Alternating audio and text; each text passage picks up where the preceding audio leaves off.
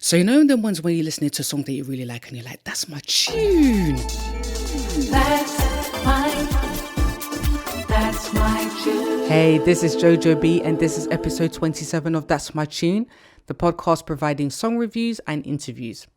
If you recall, back in episode 12, I did a song review on the song Battle by Wookie, right? This is going to be a part 2. Why might you ask? Because I've been able to bag an interview with the singer and songwriter of this tune, Lain. Oh my gosh, I'm so happy.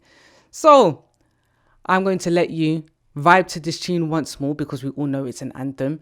Vibe to Battle once again, and once I return, I'll be talking to the man himself, talking about why he wrote this song and a lot more. I'm so excited. I'll be back. So everybody, I'd like to introduce you to the legend from the UK garage scene, Lain. Woo! Yeah! Hey, how you doing? I'm good, thank you. How are you? I'm very well, thanks. All right, let's get into it. So, Battle, 21 years ago, this song dropped and made waves in the UK garage scene and possibly beyond. So I'd like to know the beginning, how this came about. Tell me what started Battle. Why did you write it and so on? So I'd been kind of touring, really doing background vocals and touring because I was with a group called New Colours. Okay. We released a couple of albums in the early to mid 90s. Okay. So, you know, it was like a contemporary gospel, sort of R&B, soul gospel vocal group. And then just in between that, we would often do background vocals for various artists as well. We're kind of lending our sound to a lot of different people. Some of them would just be a studio session. Others might be sort of TV kind of tour around the country or when they were doing their promos or whatever. And some, you know, some live tours as well. And then in between those things, you know, to pay the bills, you know, you want to write, you want to produce and collaborate with people. So I was actually doing a lot of stuff with, probably started around 96-ish with Jason because of my association with New Colours, we got to work with Jazzie and Soul to Soul, do some vocals for him. And then one of his producers, Simon Law, was someone who I kind of got to know through New Colours. He was an early writer and producer with Soul to Soul. So we started working together as well. And Jazzie was just like, look, I got this kid, young protege. He's up here in the attic. He's just got tunes galore, but he hasn't got any songs. He's got lots of tracks. And Jason, to give you a bit of background on him, aka Wookie, you know, his dad had a pressing shop. So they were back in the day. He was pressing a lot of acetates for everyone. Right. Jason was exposing himself to a lot of dance, jungle, drum and bass. That was kind of where he was sort of, you know, exposing himself to musically. And then obviously his background was his dad, who started off doing all those pressings with reggae. So you put all of that together, and that's kind of where he got his sound from. So he was really just doing his thing. It was, if you can imagine someone just deciding, this is what I want to do. I like the sound of this. And so that's what I'm going to do. And then you turn around and then there's just like this scene that say, okay, well, we kind of really like that. And I think that's what happened with the garage scene was like, they just embraced him as opposed to, I don't know, say a younger guy maybe who's just like coming into music and he's listening to garage and then decides to start producing garage songs. And I think that's kind of what set him apart with his production, is the fact that he was kind of just doing that way before he ever knew anything about the garage scene or garage music. Right. And then there was me who, you know, obviously introduced by Jazzie. So we started, you know, like I said, I was doing all that session stuff and then I'd go and work with him and do a few songs and I'd go off again for a few months, do something else. Right. And, you know, I'm not an A&R guy. So, I mean, I know if I work with someone, I think, yeah, they're really cool and I like their vibe musically. Yeah. That's pretty much as far as it goes. I don't really see the difference between working with this guy and that guy. I say, well, that guy, we're going to do hits, and with that guy, we're going to do some great songs, but they're probably not going to go anywhere. I wouldn't know the difference. Right. I just know if I'm working with someone and we gel and we make good music, that's pretty much it. And we've been doing that, like I say, from about 96, you know, off and on every 4 months, 6 months, whatever. Mm-hmm. And the day we did Battle, I Mm-hmm. didn't particularly feel any different, because in those days we had DATs. We would do the song and then we'd master it down to a DAT. Okay. And then he had this, basically it looked like a suitcase, like a flight case full of DATs. And I just thought, well, okay, there's another one for the collection. Yeah.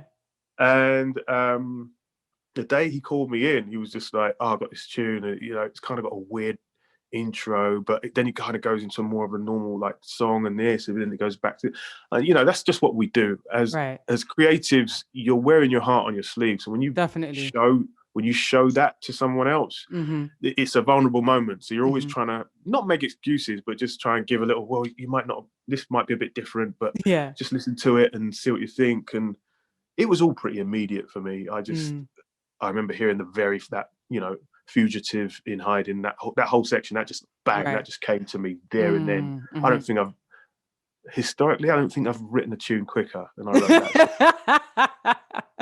So when people come to me saying, oh my goodness, that song and this and that, and I feel like a bit of a fraud, because I know it was God-given. It wasn't my intelligence that gave me that song. God put that song in my heart. So that's kind of where it came from. And in the background of that, I meeting with Jazzie, I said, well, New Colours was a gospel outfit. That's who I am. That's where I'm from. That's kind of what it will be somewhere in what we're going to write. If you want me to put me with this kid. And expecting some kind of pushback, but Jazzie was like, okay, well, yeah, just do your thing. So I was just like, okay. And then, Jace, me and Jace, we had a great kind of, chemistry where the way that we would talk about what we were going to do with the song, my musical explanation and his was completely different.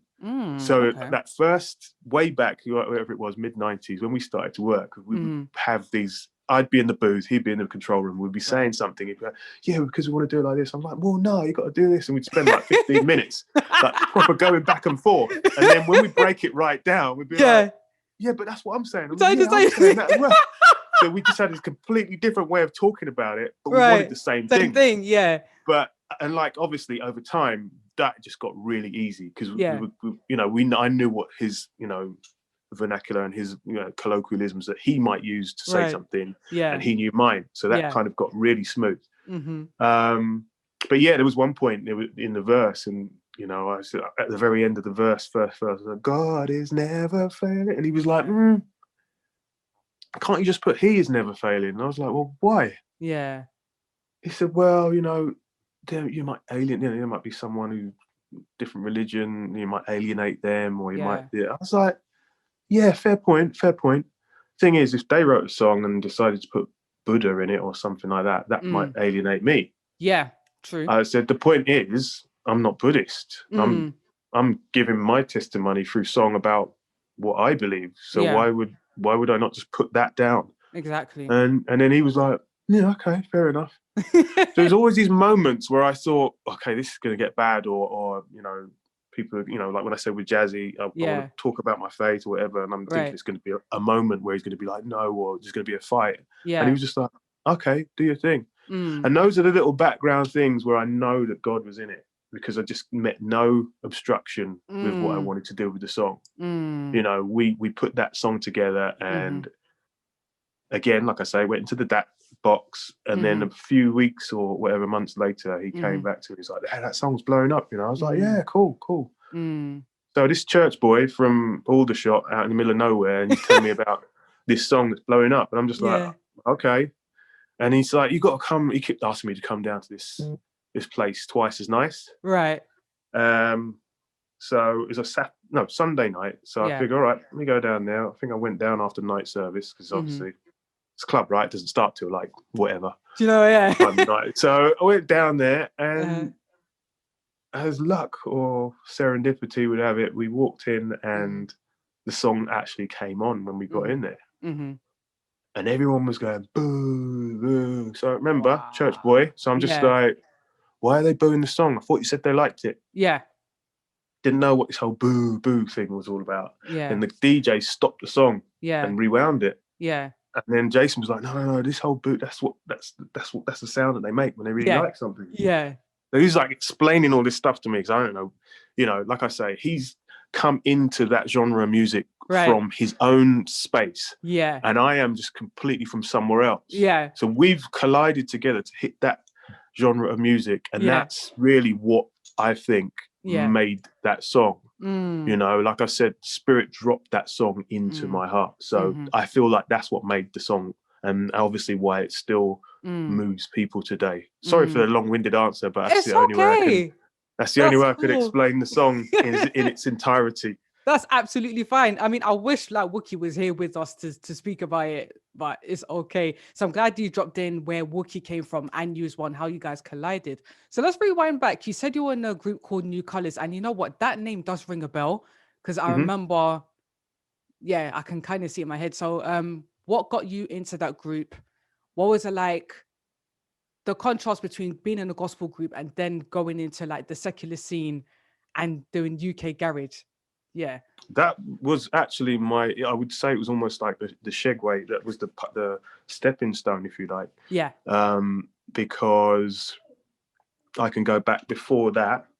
So to it's like not professional outfit at all, but it was just some friends. We got together and we started to sing together, gave ourselves a name, and we would just sing the little local concerts, church concerts, right? You know, up and down the country. We all knew each other, and the drummer from that group, his sister was Faye Simpson, the lead vocalist of New Colors, right?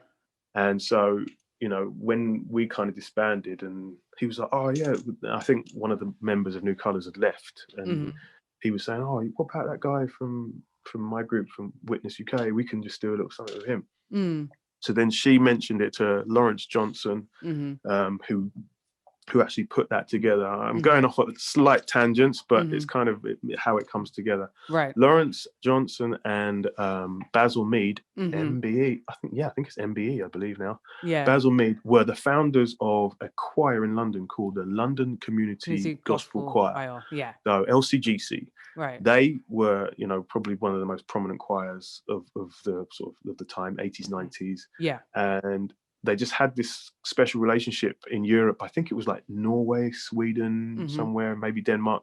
They'd always go over and do concerts, stuff like that. I think they recorded a live album out there as well. Right. But because he had a vision of a more honed down sound, he actually took specific members of that choir to bring those together and call it Colours of LCG. So it was like, it was a group that was born out of that choir. Right. Okay. So that first project was called Colours of LCG, and then it was just called New Colors. Right. So by the time I met Lawrence, he so that's a kind of weird story actually. He was calling me to see him and talking about some really big, because like I said, I was doing like tours, some big tour that he's always been able to get bookings. Like people would go to him and say, oh, well, I need a backing vocalist for this, or someone to go on tour. So he would tell me about this big tour, and I was just like eating the whole thing up, like, oh, this is amazing, yeah. And then he said, oh, can you do, I want you to do some vocals for me just as a kind of audition, and just sing something a cappella, all this stuff.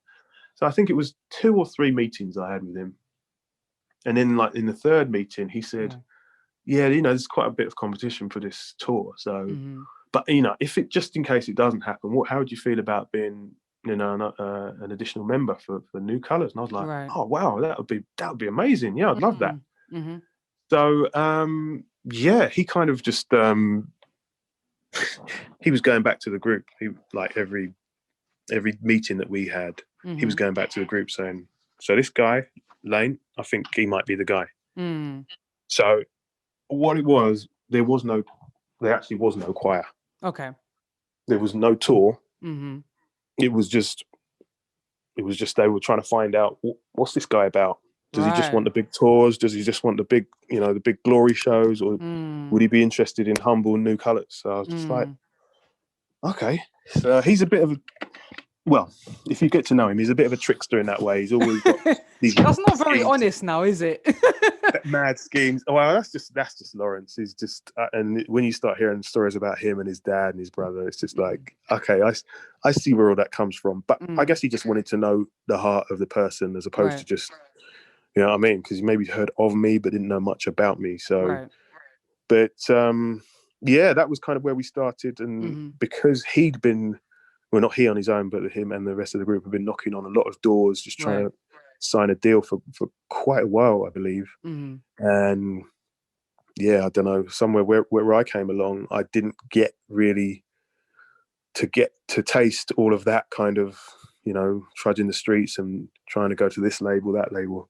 I think probably about maybe 6 to 9 months after I joined, we got signed to Polydor. Right. And then from there released 2 albums, around about 6 or 7 singles. But yeah, I mean, we were doing a lot of European stuff, touring and live dates, doing, you know, releasing videos, you know, support acts for all kinds of people, you know, Grace Jones on stage. I remember Lenny Kravitz. I remember seeing Seal. I remember, oh man, there were just so many things we did over that time period.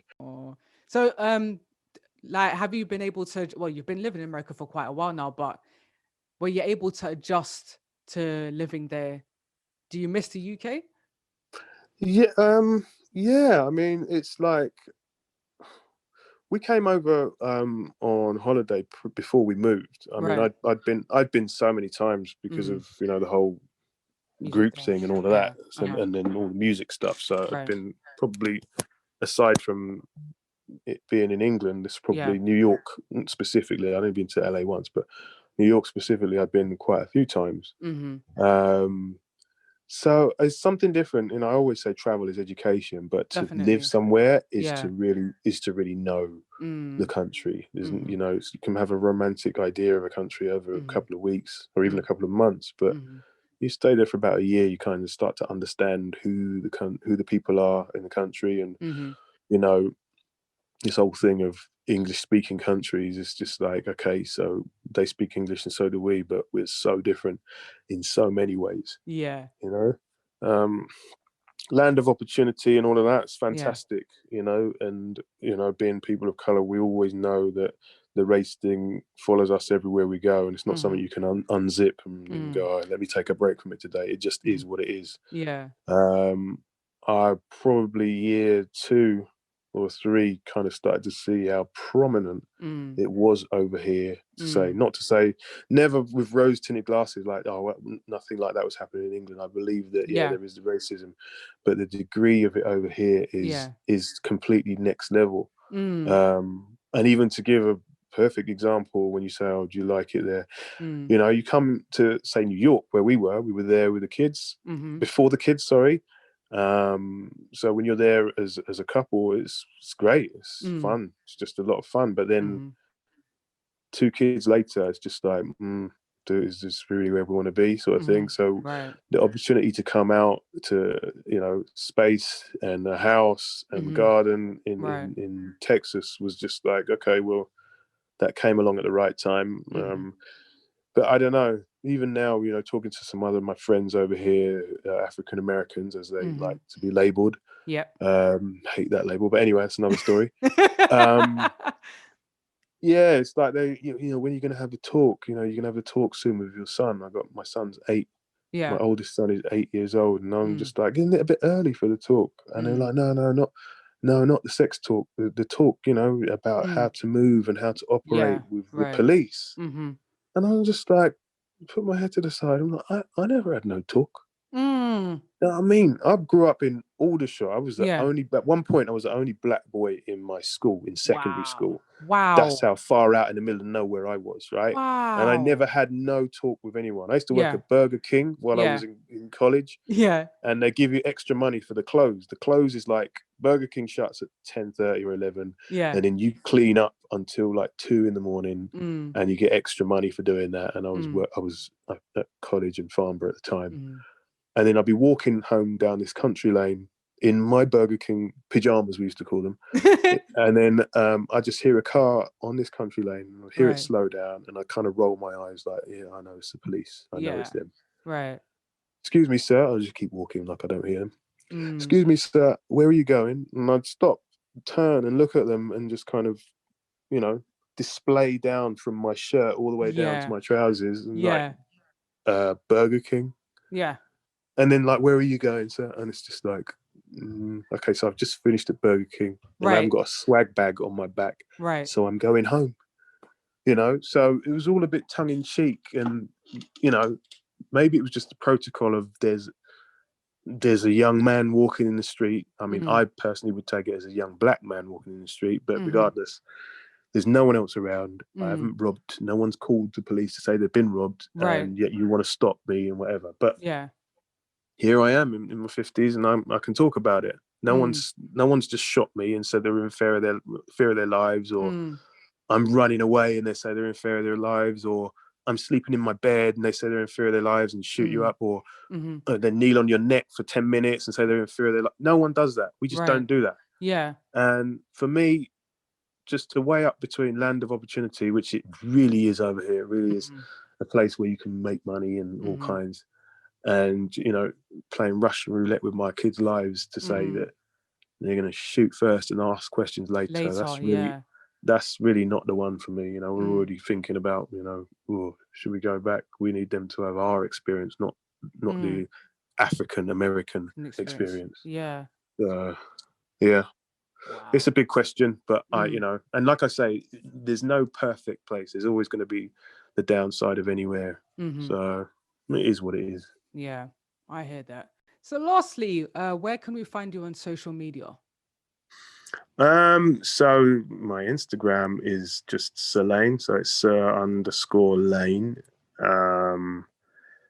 And Black Geezer is actually my label, but Black Geezer is also my Twitter handle as well. So that's really the main two. And then I've got on those you'd see like a link tree, so that would have like all the other stuff on there, really. Yeah. But those are the main two places where you'd find me. Okay, cool. Well, Lain, thank you so much. It's been an honor speaking with you, honestly. No, my pleasure. I'm glad to have caught up. It's always nice to catch up with my UK peeps, Yeah, I hear that. And I really appreciate the fact you listened to the previous podcast episode about my breakdown of the song and stuff like that. That's kind of what made me contact you. I just thought, wow, you've really gone into some proper detail, and the whole listening thing. I think what was weird as well is that back in those days, and because of Jason and his wizardry, completely would just beguile you into the song. So there's so many people, so many kids that were just like, I didn't even know that was like a religious tune, I'm just like, oh wow, okay. And then it's like you're just listening because it's just that kind of song. It's the quality of the song, like the musicality is such that you're going to love it. We even had that with one of the A&R guys who's trying to woo us into signing, and he blew the speakers on his Maserati. Wow. He's completely blew these I don't know how many tens of thousands. And then it was about 4 weeks after that, he rang Jazzie up saying, I didn't know that was gospel tune. So, it's almost like the music lures you in, and then suddenly you realize what it's about. Yeah. And I think that was the thing. That's when, like, I think I mentioned it to you before, people coming up to you in Iron Appa telling you about how it got them through it when their mum was going through cancer, or it took me through my prison spell, wow. that song took me through it. And it's just like, well, okay, that's when I really know that I didn't write that off my own intelligence. That's when it was confirmed to me that I didn't write it off my own intelligence. Yeah, I hear that. Anyway. Yeah, so again, thank you so much, and have a great rest of the day. You too. Take care. Thank you. Bye-bye. Bye-bye. And that was Lain. Thank you so much for your time. Really appreciate it. Really enjoyed it. If you'd like to connect with me, you can on Twitter, Ms. JoJoB, MZJOJOB. And if you'd like to connect with That's My Tune, you can in the following ways. That's My Tune Pod on Twitter. That's My Tune Podcast on Instagram. And if you'd like to email, it's that'smytunepodcast@gmail.com. Subscribe, listen, spread the word about this podcast to all my music lovers out there. I'll be back next Tuesday with yet another episode. Bye.